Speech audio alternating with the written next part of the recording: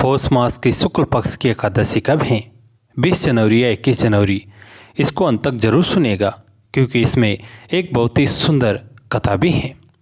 पौष पुत्रदा एकादशी हिंदू धर्म में एक महत्वपूर्ण दिन है। ये व्रत पौष मास के शुक्ल पक्ष की एकादशी को रखा जाता है। ये दिन पूरी तरह से भगवान विष्णु को समर्पित है और इस दिन भगवान विष्णु की पूजा करने का विधान है। पुत्रदा एकादशी साल के दिसंबर जनवरी महीने में आती है। पुत्रदा एकादशी साल में 2 बार आती है।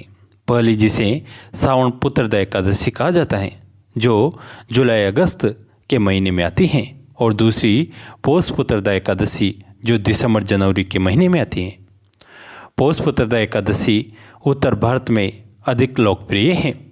यह दिन विशेष रूप से विष्णु के अनुयायी वैष्णवों द्वारा मनाया जाता है।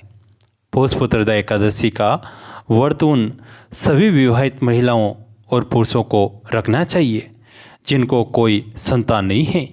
मान्यता है इससे वंश का विस्तार होता है, संतान पर आने वाले संकट दूर होते हैं। इस साल पौष पुत्रदा एकादशी 2024 की सही तिथि मुहूर्त क्या है, आइए जानते हैं।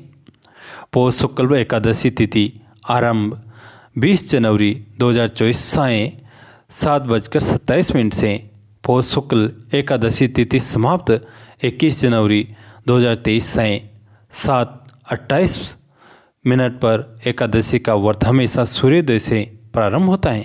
इसलिए उदय तिथि के अनुसार 21 जनवरी को पौष एकादशी व्रत रखा जाएगा। विष्णु पूजन का समय प्रातः 8:34 से दोपहर 12:32। पौष एकादशी का पारण समय 22 जनवरी प्रातः 7:14 से 9:21 तक। पुत्रदा शब्द का अर्थ है पुत्रों का दाता और चूँकि यह एकादशी हिंदू महीने पौष के दौरान आती है इसलिए इसे पौष पुत्रदा एकादशी के रूप में जाना जाता है। एक वर्ष में 2 पुत्रदा एकादशियाँ आती हैं। पहली पुत्रदा एकादशी पौष माह में और दूसरी पुत्रदा एकादशी श्रावण माह में आती है।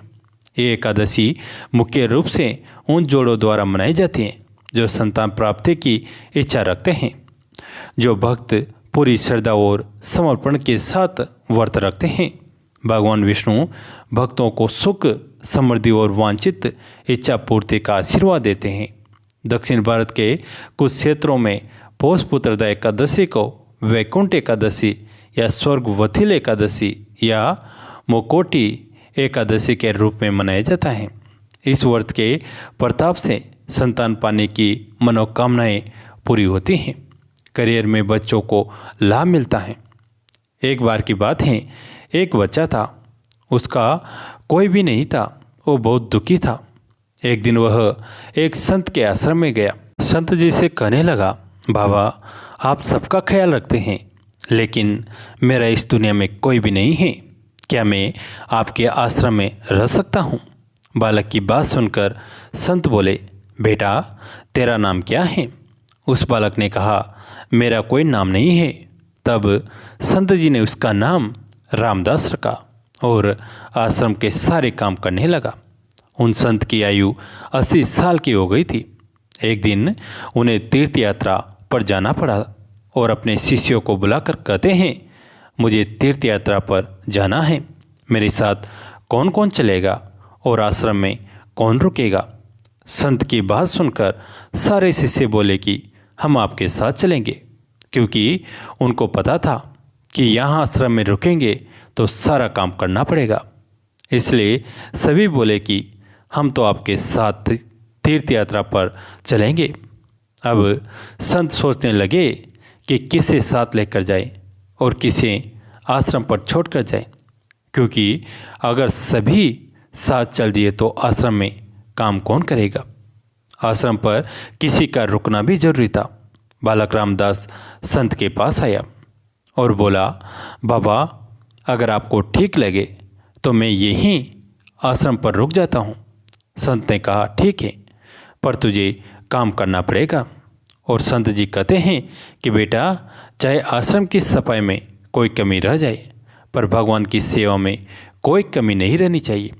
रामदास ने संत से कहा कि बाबा, मुझे तो भगवान की सेवा करनी नहीं आती है। आप बता दीजिए कि भगवान जी की सेवा कैसे करनी है, फिर मैं कर दूंगा। आश्रम में एक मंदिर था। वहाँ उस मंदिर में राम दरबार की सुंदर झांकी थी, जिसमें श्री राम जी, सीता जी, लक्ष्मण जी और हनुमान जी विराजमान थे। उसके बाद संत ने सब बता दिया कि सेवा कैसे करनी है। रामदास ने गुरु जी से कहा कि बाबा, मेरा इनसे रिश्ता क्या होगा, यह भी बता दो, क्योंकि अगर रिश्ता पता चल जाए तो सेवा करने में आनंद आएगा। संत कहते हैं कि बेटा, तू कहता था कि तेरा कोई नहीं है तो अनाथ है, तो देख, आज से ये राम जी और सीता जी तेरे माता पिता हैं। रामदास ने साथ में खड़े लक्ष्मण जी को देखकर कहा, अच्छा बाबा, और ये जो पास में खड़े हैं वह कौन हैं? संत ने कहा, ये तेरे चाचा जी हैं। और हनुमान जी के लिए कहा कि ये तेरे बड़े भैया हैं। रामदास सब समझ गया और फिर उनकी सेवा करने लगा। संत शिष्यों के साथ यात्रा पर चले गए। आज सेवा का पहला दिन था। रामदास ने सुबह उठकर स्नान किया और भिक्षा मांगकर लाया और फिर भोजन तैयार किया। फिर भगवान को भोग लगाने के लिए मंदिर आया। रामदास ने श्री राम, सीता, लक्ष्मण और हनुमान जी आगे एक एक थाल रख दी और बोला, अब पहले आप खाओ, फिर मैं भी खाऊंगा। रामदास को लगा कि सच में भगवान बैठकर खाएंगे, पर बहुत देर हो गई। रोटी तो वैसी की वैसी थी। तब बालक रामदास ने सोचा, नया नया रिश्ता बना है तो शर्मा रहे होंगे। रामदास ने पर्दा लगा दिया। बाद में खोलकर देखा, तब भी खाना वैसे का वैसा ही पड़ा था। अब तो रामदास रोने लगा कि मुझसे सेवा में कोई गलती हो गई है, इसलिए खाना नहीं खा रहे हैं, और ये नहीं खाएंगे तो मैं भी नहीं खाऊंगा और मैं भूख से मर जाऊंगा। इसलिए अब मैं मर जाऊंगा, क्योंकि गुरुजी पूछेंगे तो उन्हें क्या जवाब दूंगा मैं। रामदास मरने के लिए पहाड़ की ओर जाता है। तब भगवान राम जी हनुमान जी को कहते हैं, हनुमान, जाओ उस बालक को लेकर आओ और बालक से कहो कि हम खाना खाने के लिए तैयार हैं। हनुमान जी जाते हैं और रामदास कूदने ही वाला होता है कि हनुमान जी पीछे से पकड़ लेते हैं और बोलते हैं, क्या कर रहे हो? रामदास कहता है, आप कौन हो? हनुमान जी कहते हैं, मैं तेरा भैया हूँ, इतनी जल्दी भूल गए? रामदास कहता है, अब आए हो? इतनी देर से वहाँ बोल रहा था कि खाना खा लो, तब आए क्यों नहीं? अब क्यों आए आ गए? तब हनुमान जी बोले, पिताश्री का आदेश है, अब हम सब साथ बैठकर खाना खाएंगे। फिर राम जी, सीता जी, लक्ष्मण जी, हनुमान जी साक्षात बैठकर भोजन करते हैं।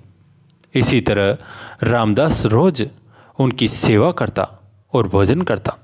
सेवा करते करते 15 दिन हो गए। एक दिन रामदास ने सोचा कि कोई भी माँ बाप हो वो घर में काम तो करते ही हैं, पर मेरे माँ बाप तो कोई काम नहीं करते, सारे दिन खाते रहते हैं। मैं ऐसा नहीं चलने दूंगा। रामदास मंदिर जाता है और कहता है, पिताजी, कुछ बात करनी है आपसे। राम जी कहते हैं, बोल बेटा, क्या बात है? रामदास कहता है, अब से मैं अकेले काम नहीं करूँगा, आप सबको भी काम करना पड़ेगा। आप तो बस सारा दिन खाते रहते हो और मैं काम करता रहता हूँ। अब से ऐसा नहीं होगा। राम जी कहते हैं, फिर बताओ बेटा, हमें क्या करना है?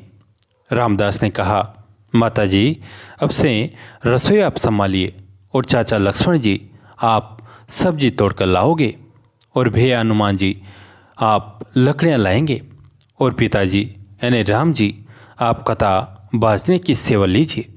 सब ने कहा, ठीक है।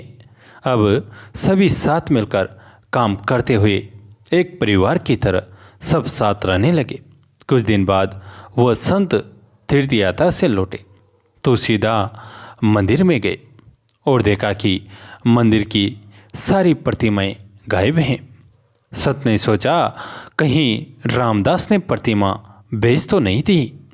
संत ने रामदास को बुलाया और पूछा, भगवान कहाँ गए? रामदास भी अकड़ कर बोला कि मुझे क्या पता, रसोई में कहीं काम कर रहे होंगे। संत बोले, यह क्या बोल रहा है? रामदास ने कहा, बाबा मैं सच बोल रहा हूँ, जब से आप गए हो ये चारों काम में लगे हुए हैं। वह संत भागकर रसोई में गए और सिर्फ एक झलक देखी कि सीता माता जी भोजन बना रही हैं। राम जी कथा बाँच रहे हैं, तभी अचानक वो चारों गायब हो गए और मंदिर में विराजमान हो गए। संत रामदास के पास गए और बोले, आज तुमने मुझे मेरे ठाकुर का दर्शन कराया, तू धन्य है। और संत ने रो रो कर रामदास के पैर पकड़ लिए और कहने का अर्थ यही है कि ठाकुर जी तो आज भी तैयार हैं दर्शन देने के लिए, पर कोई रामदास जैसा भक्त भी होना चाहिए। जय सिया राम, जय जय हनुमान। कैसी लगी आज की कथा? अगर अच्छी लगी तो कमेंट में ज़रूर बताइए। दोस्तों, इस कथा को अपने दोस्तों के साथ, फैमिली के साथ शेयर ज़रूर कीजिए। कहानी अंत तक सुनने के लिए आप सभी का तहे दिल से धन्यवाद।